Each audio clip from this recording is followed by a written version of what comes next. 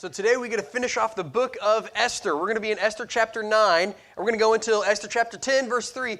And so there's 3 verses in Esther chapter 10, and we're going to look at them all. So open up to Esther chapter 9, and we're going to be done with the book, and then I'm going to be gone next week, and then the week after that, I'm going to start a little series on the Lord's Prayer. So we'll be spending about 4 to 6 weeks, depending on how long I feel like going on it, looking at the Lord's Prayer and just kind of dissecting how we can pray like Jesus prayed. But before we get to that, we got to get through the book of Esther. So here's what's going on in Esther. You ready for the quick recap? King Xerxes, king of Persia, in power, kicks out Vashti, gets mad at her, says, I don't want you anymore. And then he says, I'm going to hold a fraternity party. I'm going to have a whole bunch of virgins come in. I'm going to pick my favorite. And he picks Esther, our girl, the Jewish girl who's adopted by Mordecai. Mordecai gets a position of power. And then what happens is this bad guy, the enemy of the Jews, Haman, gets an even higher position, number 2 in all the land. He raises up to power, and he gets mad because Mordecai doesn't bow down to him. And Mordecai and Haman, their whole family history, have this whole thing that's going on between them. They don't like each other. So Mordecai doesn't bow down, probably a mistake, probably should.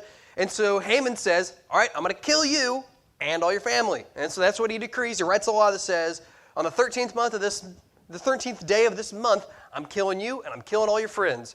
So that's the creed. Esther goes before the king and says, hey, king, please don't kill me. And so the king says, okay, you can do whatever you want. You can decree whatever you would like. And he kills Haman because Haman's a jerk. And so Haman gets killed. And now Mordecai and Esther have the ability to write any law. And so the law they write is, the Jews, you can now go and defend yourself. You don't have to take the killing. You can go out there, defend yourselves, and kill everyone who attacks you and their family. Wipe them out. Otherwise, they will come and attack you again. And they engage in a holy war. And that's what we saw last week, right? We see them gear up, get ready. They're buying new guns. They're ready to defend themselves, and they go out and they attack. And now today, we're expecting the big battle, right? You're expecting a montage, back and forth battle going on. But really what we get, instead of a montage and a movie scene, we have a record in a history book, right? Anybody been in history class and they're teaching you about something and you think this could not be any more boring? Just me, okay? History class is just boring. And then you go out and you find a movie about that subject, and it's an amazing movie. I can love that movie. That is a great movie. What we get today is the opposite, where we've been watching a movie in Esther up till now where things are intrigue and violence and backstabbing, and I mean, it's a great story, great intrigue, amazing. And now today, instead of a big battle, we get so many people got killed, this people got died, and then this happened, and then that happened. It's a history book record instead of a movie montage like what we would want. And so what we're going to see in this history book record is the Jews win. They get victory. There's no big crazy thing going on, but here's the Jews win, and here's things that happen when the Jews win. And so that's what we're going to look at today. When the Jews get victory, we're going to see what that means for them. A few different ways and aspects of their victory are seen in Esther chapter 9 and 10. And so here's what their victory means. First of all, their victory means vindication. Their victory means vindication. It means that they were made out to be right. They tried this thing. They go into engage in this holy war, in this holy battle, and then they are shown to be right. They're shown to be in the right. They're correct. The other guys are wrong. Okay? And this kind of happens whenever history books get written, because have you heard the saying, the winners write the histories, right? So just on that basis, the Jews are going to appear to be correct. They're going to appear to be right. They're going to be vindicated by their own record of history. But what we're going to see is that they're also vindicated not just in what they're saying, but in reality and what's going on with them. So here's what's going on. Esther chapter 9, verse 1. Look at this. When they win a holy war, which is what they're partaking in, that means you were right if you win. Verse 9, chapter 9, verse 1.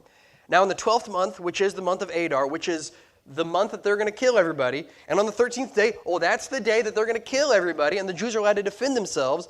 And when the king's command and edict were about to be carried out, on the very day when the enemies of the Jews hoped to gain the mastery over them, and here's the key verse for Esther, the reverse occurred. The reverse occurred. The peripety, that's a fancy word I taught you a few weeks back. That's what happens again. The reverse occurred. And the Jews instead gained mastery over those who hated them. So we have this big army amassing, ready to attack the Jews, and instead of killing the Jews, the reverse happens. The Jews kill them. They gain mastery over them. And if you engage in a holy war, the winner of that war is shown to be right. Okay? And this is an ancient theology way back when these pagan cultures would go to war with each other. Whoever would win, they would say, our God is right and your God was wrong. That's what they say. And now what we see is these pagans go to war against God's people, and God's people win, and so we see God's people are vindicated. They are shown to be right. They are correct in what they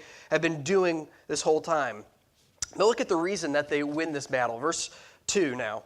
And the Jews gathered in their cities throughout all the provinces of King Ahasuerus, King Xerxes, to lay hands on those who sought their harm, and no one could stand against them. They win victory. Why? No one could stand against them, for the fear of them had fallen on all peoples. The fear of somebody is a sign of vindication, okay? But if I have fear over you, that's probably because you're in the right position and I know I'm in the wrong. Now, that's not to say anytime you're afraid the other person is vindicated. That's to say that it is a possible sign of that. Does that make sense? It's not a telltale. Is that the right word? It's not the for sure sign of it, but it is an example of how it could be. Now, here's an example of this. You got kids. You got one kid that's meaner than the other kids, right? My sister, she's mean. I'll tell you that right now. I love her, but she's mean. Used to be, at least. Whenever she would bug on me, she would tell me I'm adopted from Greenland. How dare she? That's a real story. I thought I was adopted from Greenland. I cried and not a fan. But whenever she would be mean to me, you know what I would say? I'm telling mom and dad. That would strike a little bit of fear in her because she knows she's in the wrong, and when mom and dad get there, she's going to get swatted, right? But a little bit of fear shows vindication. And that's what we see with the Jewish people. They instill fear in other people because they are right. Because these people look at them and go, there's a mighty force with a clearly mighty God behind them. That's going to be a little bit of fear being put into them. And so now we see verses 3 and 4. All the officials of the provinces and the satraps and the governors and the royal agents also helped the Jews, for the fear of Mordecai had fallen on them. So not only do all of the people fear the Jews in general, but the leaders of the nation fear Mordecai, the Jew, the number 2 in all of command. And here's why. Mordecai was great in the king's house, and his fame spread throughout all the provinces, for the man Mordecai grew more and more powerful. So what happens is the people get afraid of the Jews, and then the leaders are afraid of Mordecai, so they help out Mordecai and the Jews. So can I go a history lesson for you guys? You guys know how Edwards County and Wabash County came to be, okay? Edwards County used to be together with Wabash County, spreading way up high. And then it got spread to where it is now. It was cut down with Edwards and Wabash together. And then in 1821, the county seat was in Palmyra. If you've never heard of Palmyra, because it doesn't exist now, what it is 4 houses and a bunch of 100 dead guys in the ground with no gravestones. That's what Palmyra is now. And then it got moved to this other place, Centerville, I think it was. If you don't know where that is, it doesn't exist either because it's no longer a thing. And so then they're saying, okay, we got to move the county seat somewhere bigger than Palmyra and Centerville. So they decide, where are we going to go, Albion or Mount Carmel? And it decides to move to Albion. Now the people of Mount Carmel are a little bitter about that. And the article I read, they said the reasoning being the War of 1812 had just happened where the British come and try and take us over again. And it turns out Albion's a little British, okay? Some of you guys, a little British, right? So what happens is Mount Carmel gets a little bitter. I don't want the county seat to be on a British town.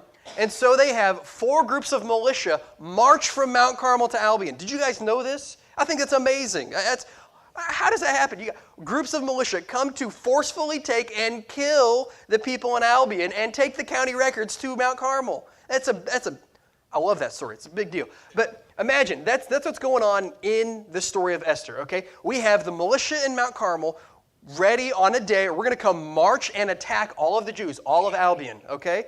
And then what happens is we have a leader, and all of the other leaders in the Illinois government fear us and fear the leader in our Jewish leader. And so they decide to arm us and help us and send in the tanks and give us reinforcements. That's not what happened in reality, but that's what happened with the Jews, where all of the governors, all of the leaders, they look at Mordecai and say, that's a mighty guy. I'm going to go defend his hometown people. And so that's what they do. They go send them there. And if you have the government on your side, that's a little vindicating, right? If there's a civil war between Mount Carmel and Albion, and we have Washington, D.C. helping us out, that's going to vindicate us, show us that we were in the right? We follow along? It's going to show us that we are correct and they are wrong. With the help of the government and the authorization of Mordecai, they are able to now go and win this battle. Verses 6 through 10, and look at, or verses 5 through 10, I'll say that. The Jews struck, look at that. The Jews struck how many? All of their enemies.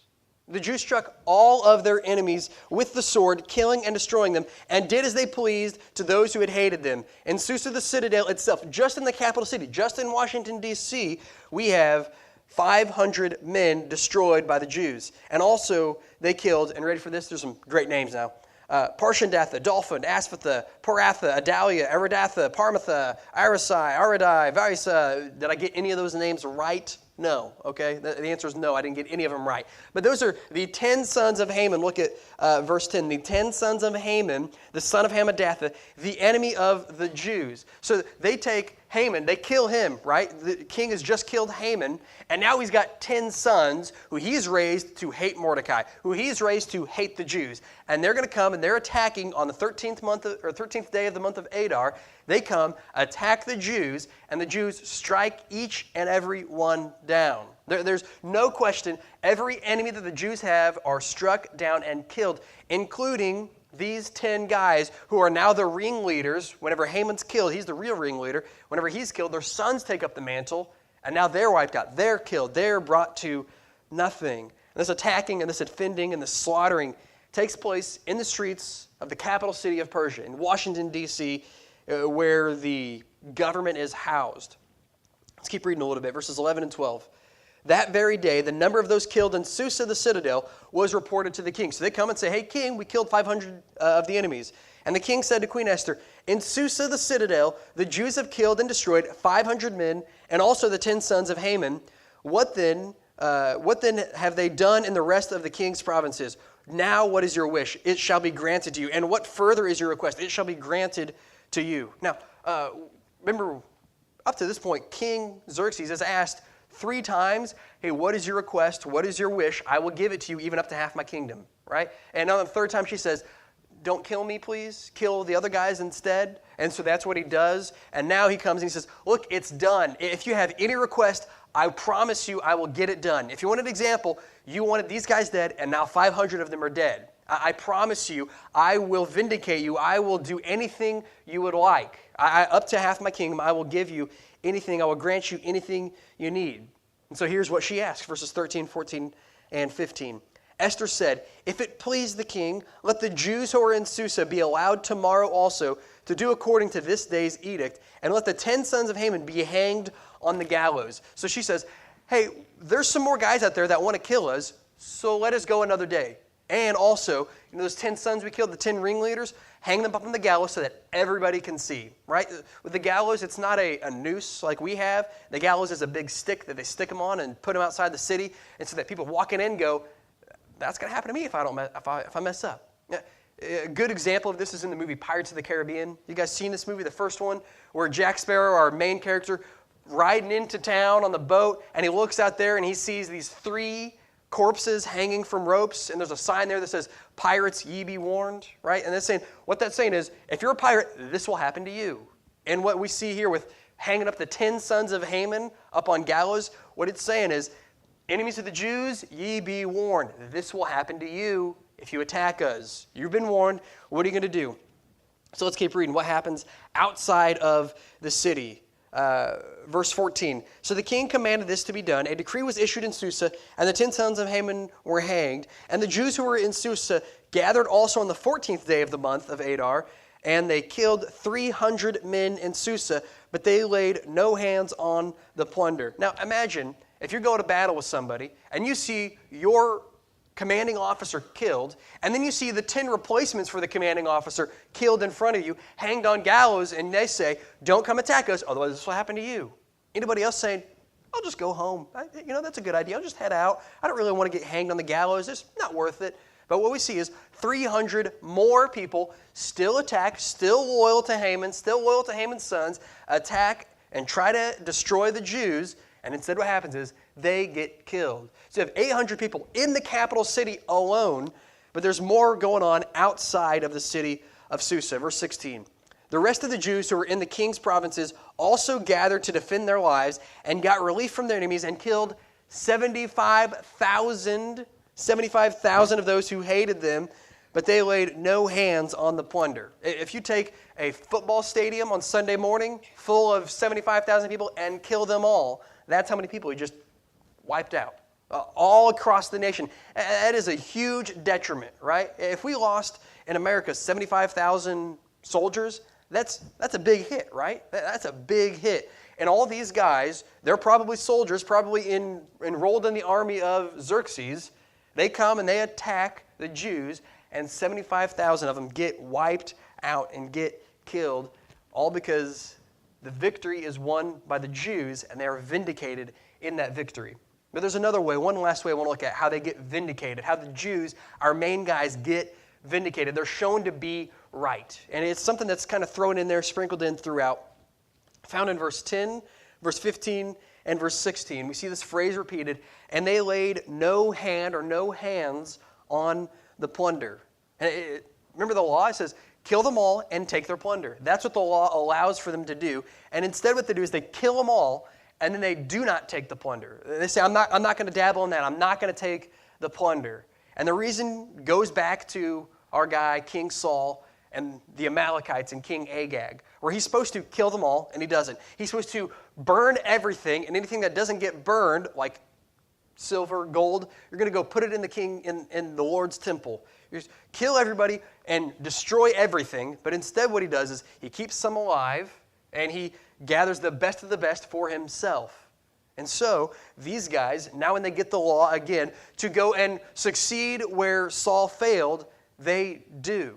Instead of taking the plunder for themselves, even when it's allowed, they say, no, I'm going to succeed where Saul failed, and I will not take any plunder. And they're vindicated in the fact that they follow God's command, even if it's a few hundred years late. They follow God's command, and they're vindicated in that fact. They're vindicated, shown to be right by following God's command, and their victory means vindication, means that they are right, they are correct. The Jews are shown to be correct. So first of all, victory means vindication. And now here's the second one, and this is a natural response to victory. Victory means celebration. If you win a battle, you celebrate, right? We follow along? If I'm going to win a war, I'm going to celebrate. I'm going to go get a pork roast, and I'm going to go cook it, and I'm going to go enjoy it with my family, right? I'm going to go celebrate and throw a party with everybody. I'm going to have cake because I love cake. That's just what you do. You go and celebrate. Now, chances are you guys have probably seen this photo before. You've seen this picture before? Famous picture on Victory over Japan Day, okay? And what happens is this photographer, he's going around trying to take pictures of people celebrating the end of war against the Japanese. And a lot of people, and I thought, this story's, it's got to be a sweet story. It's a sailor and a nurse, and I wonder if they met overseas. I wonder if they met over here, and then they were pen pals. I just want to know what their story. I wonder if they got married after this. You know what? Let me just read what the photographer had to say about this guy, okay?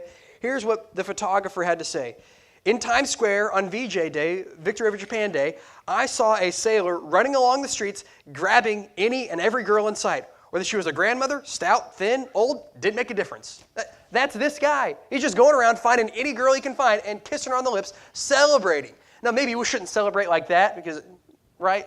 Celebrate in a different way than that, a little holier way than that. But that's what we're supposed to do. We're supposed to show celebration. We're supposed to show excitement whenever we win a battle and win a war. And that's what the Jews do. They win this war, so they consecrate a day and make it a day of celebration. Look at verses 17 and 18. This was on the 13th day that they killed the 75,000 guys out in the countryside. This is on the 13th day of the month of Adar. And on the 14th day, the country people, they rested and made that a day of feasting and gladness. But the Jews who were in Susa gathered on the 13th day and also on the 14th day, and then they rested on the 15th day, making that a day of resting and gladness. So out in the countryside, they attack everybody on the 13th, kill them, rest on the 14th. In the cities, they attack on the 13th and the 14th, rest on the 15th. So we have 2 different days of celebration by different people. And what's going to happen next in the story is that they're going to write a law that says we're going to celebrate both days. So they're going to go celebrate both days instead. verses 19 now. Therefore the Jews in the villages who live in the rural towns hold the 14th day of the month of Adar as a day of gladness and feasting, as a holiday, and as a day on which they send gifts of food to one another. Now, let's stop there. On Christmas time, right, we send gifts to each other, and we get together for a little Christmas Eve service, and then we go home and we open up a couple presents, and we have some cinnamon rolls in the morning, and we open up presents with our family, right? That's a little celebration, okay? That's a small celebration. You guys agree with me? That's a little bit. And we're celebrating a pretty important deal, right? Jesus' birth, that's a big deal. We should celebrate that. But we do just a little bit. These guys, they go all out. I mean, for them celebrating, it's like the 4th of July, and it's like the fair. Why do we have the fair? To have the fair. They have the fair to celebrate victory over their enemies. They celebrate for a couple days just because they have won a battle against the enemies of the Jews. They have won a battle over Haman and over his people. And so now we're going to see it get written into law, verses 20 through 23. Mordecai recorded these things and sent letters to all the Jews who were in all the provinces of King Ahasuerus, King Xerxes, both near and far, obliging them to keep the 14th day of the month of Adar and also the 15th day of the same year by year, as the days on which the Jews got relief from their enemies, and as the month that had been turned for them from sorrow into gladness, from mourning to a holiday, that they should make them days of feasting and gladness, days for sending gifts of food to one another and gifts to the poor. They go out and they celebrate and they give gifts to everybody. It doesn't matter who you are. If you got that cousin who you don't like to hang out with, and they're just always mooching you. Hey, can I get $20 for this? You don't like them? Just me. I got those cousins. I know you got those cousins. Don't tell me if their cousins are in this church, though. So we've got those kinds of cousins. And you know what they say? We're going to give them gifts anyway. Even though I have given them $20, and never seen a dime back, I'm going to give them some food. I'm going to give them a gift just because it's a day of celebration. I want to show them, I want to bring them joy, even though they've never brought me any joy. It's a day of celebration. I'm going to give them joy anyway. So they give it away. And they celebrate by giving gifts to one another. Verse 23. So the Jews accepted what they had started to do and what Mordecai had written to them. For Haman the Agagite, the son of Hammedatha, the enemy of all the Jews, had plotted against the Jews to destroy them and had cast the pur, that is the lots, to crush and to destroy them. But when it came before the king, he gave orders in writing that his evil plan that he had devised against the Jews should return on his own head, and that he and his sons should be hanged on the gallows. Therefore they called these days Purim, after the term pur. Therefore, because of all that is written in these letters, and of what they had faced in this matter, and of what had happened to them, the Jews firmly obligated themselves and their offspring and all who joined with them, that without fail they would keep these 2 days according to what was written, and at the same time appointed every year, that these days should be remembered and kept throughout every generation, every clan, province, and city, and that these days of Purim should never fall into disuse among the Jews, nor should the commemoration of these days cease among their descendants. So they celebrate it. They consecrate these couple days to have a day of celebration every single year. There are some holidays that the government has said, this is a holiday, we're shutting down for the day, everybody shut down for the day, and go celebrate, right? That's a good thing to have. And what they're saying is, we're going to make these 2 days, we're going to obligate ourselves. Did you see those kind of words? We're going to consecrate ourselves. We're going to make sure that our children worship these days. We're going to make sure they celebrate. And we're going to make sure the grandchildren celebrate. And not just celebrating for the sake of celebrating. We're going to make sure they know why we're celebrating. Victory over the enemies. We're going to celebrate the fact that the evil plan of Haman was rooted out and destroyed and didn't come to fruition. And we're going to celebrate that year after year, generation after generation, no matter where they are. It doesn't matter what branch of Judaism you're in. If you're a Jew, you're celebrating this year by year. And that celebration continues to this day.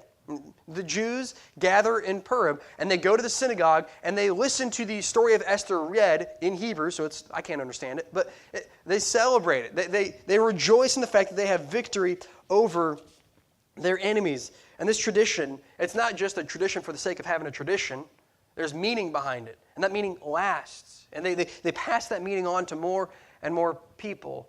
It's a celebration, it's a tradition that is meaningful, has purpose, and is continual, and they obligate themselves to it, and they can keep it going year after year, generation after generation. Victory for them, it means celebration. Victory means celebration. So we have vindication where you're shown to be right, and then we have celebration where you rejoice in the fact that you've won the battle. And now I'm going to spend the least amount of time on this one.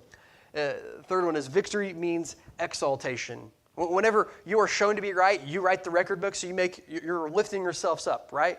Whenever they win the battle, they are shown to be put in a better place than they were beforehand, okay? They're put in a better place.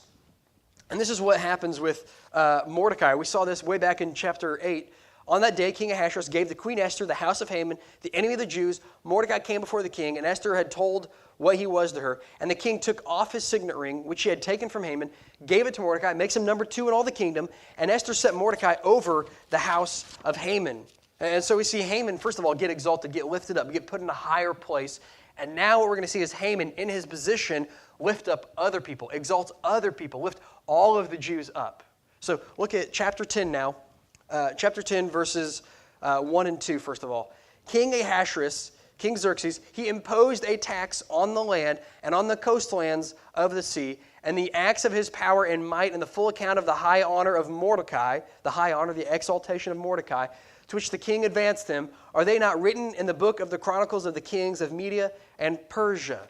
So we see the king, and I would assume under the encouragement from Mordecai, reimposes the tax. Because remember back whenever he chose Esther as his queen, he said, no more taxes, we're going to be done for that for a while. And now Mordecai's in power, and now they put taxes back into effect. Now, an odd way to celebrate that right there. I do not celebrate having taxes. But what happens is, Mordecai, he takes his authority, he takes his power as being able to issue taxes, as being able to collect all this money, and he uses it for good. He doesn't use it to build his own house up, doesn't use it to build himself up or anything like that. Instead, look at what he does. Verse 3. Mordecai the Jew was second in rank to King Ahasuerus, and he was great among the Jews and popular with the multitudes of his brothers. The reason why? With the tax, he sought the welfare of his people and spoke peace to all his people. He takes the taxes that he gains and he gives it back to the poor people. He gives it back to the people who need it the most and helps them out. He has this honor, he has this exaltation in his life, and then he uses that not to glorify himself, not to build himself up like Haman did, but instead to give it back and to glorify and to exalt other people and lift them up to a place where they can better experience life and better worship God. So victory for these Jews, it means exaltation. It means being lifted up, being brought to a higher position than you were before. And the Jews, they found victory in their holy war against the enemy of the Jews, right? The Haman the Agagite and his followers. They get victory in that holy war against them. But if you remember last week, our holy war is not against enemies, right? Our holy war is not against different Christians. Our holy war is not against atheists. It's not against Muslims. You hear me? It's not against homosexuals. It's not against people who do not like us. It is not against any human being. Our holy war is against the evil that is in our hearts. It's in our minds. It's something that has been instilled in us from Adam and Eve because they sinned, and because of that we've experienced sin and corruption and iniquity and all this transgression nastiness. We've experienced that, and that is who our holy war is against. But you and I can't win, right? I've tried the battle. Anybody else tried the battle on your own? Hard to do. Can't win. But luckily, we got this guy named Jesus. Comes, and let me just read this verse for you.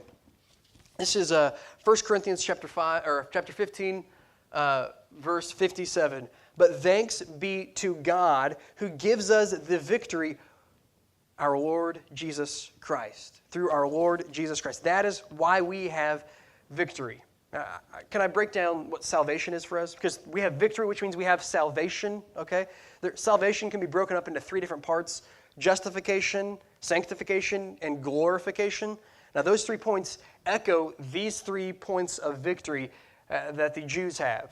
So let's start off with justification, where justification means being freed from the penalty of sin, being made right. Sound like vindication to you? Where they experience this victory and they are vindicated in that victory, where we experience victory through Jesus Christ and we are made right, we are vindicated in what we do, we are made right in the eyes of God because of Christ's work on the cross. And then there's sanctification, which is this process of being untwisted, this process of being made right with God, where justification is freed from the penalty of sin, sanctification is freed from the power of sin, and that's something to celebrate. Anybody else? That's something to rejoice about. Hello? something to jump up and down and shout a little bit. And then the third part is glorification. We're free from the penalty, free from the power, and then eventually we'll be free from the presence of sin. We'll be able to be in glory, exalted like the Jews were, exalted like Mordecai was, in the presence of God, worshiping His name day and night forever and ever. So what should we do with this? What can we, you and I, and Albion, do with this? With vindication, right? If we're shown to be right, if our victory shows us to be right, where the Jews were vindicated and having the government on their side, and they're vindicated by having this battle won, we're vindicated by having the Creator on our side. And if we're right, we should act like it. Anybody else? Right? Look at this verse. I don't think I have it up there, or I might. I don't know. Let's see. Romans, how about that? Romans 6:1, I do have it up there. If we're vindicated, if we're made right, and then the logical response that he's arguing against in this passage, he's saying, if we're made right and the glory of God is, and the mercy of God is being poured out on us whenever we sin and it's taken away, and whenever we are vindicated and our sin is taken away, shouldn't we just sin more so that God can grace more abound? Shouldn't we do that more? But instead he says, what shall we say? Are we to continue in sin so that grace may abound? By no means is the response to that. Right after that he says, by no means. If we're vindicated, you got to start acting like it. Okay? Follow along? We got to start acting like it. And how about celebration? I think this is a part that I struggle with. We talked about this in our Bible study, where we go to a basketball game or a football game or a baseball game, and you name it, and we're jumping up and yelling down, and ref, you stink, and come on, Stripes, get some glasses. You don't mind, right? We get excited about that. We come to church and praise God from whom all... Anybody else, just we don't have enough excitement? We don't have the right... Instead of calling me out on how bad our excitement is, I want to give you guys a good example, okay? Now, I went back in 2015. I did an internship in California, and it's in San Diego on the beach. It's great. Wonderful town, wonderful place, great church that's growing there. And they would do baptisms every few months. Everybody who wants to get baptized, we're going to go to the beach. We're going to go baptize you in the ocean. So what I want to do for you guys right now, I want to show you an example of what excitement really looks like by a video of one of those beach baptisms. So watch this video with me for 2.5 minutes or so. Ain't no gift like the present tense. Ain't no love like the whole romance. Got to make hay when the sun is shining. Can't waste time when it comes time to dance. Slamming this door with a heavy hand. Signing this line like a deacon lamb. Keeping in touch with the windows down. Dreading this night as the rain hits the ground. Long live the heart, long live the soul that knows what it wants. That peace you can't find, that part is a whole, and it never lets go.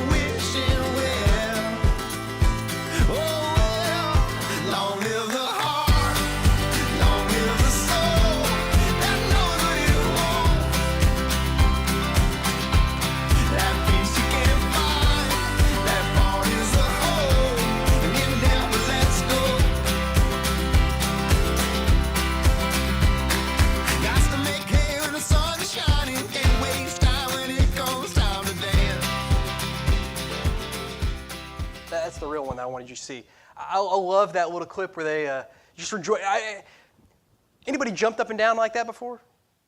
Not me. I love that video. I love that little clip where You can just see the excitement. That girl's name is Georgiana, heart of God and excited, on fire, ready to tell people about Jesus. I think that's the kind of celebration, that kind of excitement that we should have.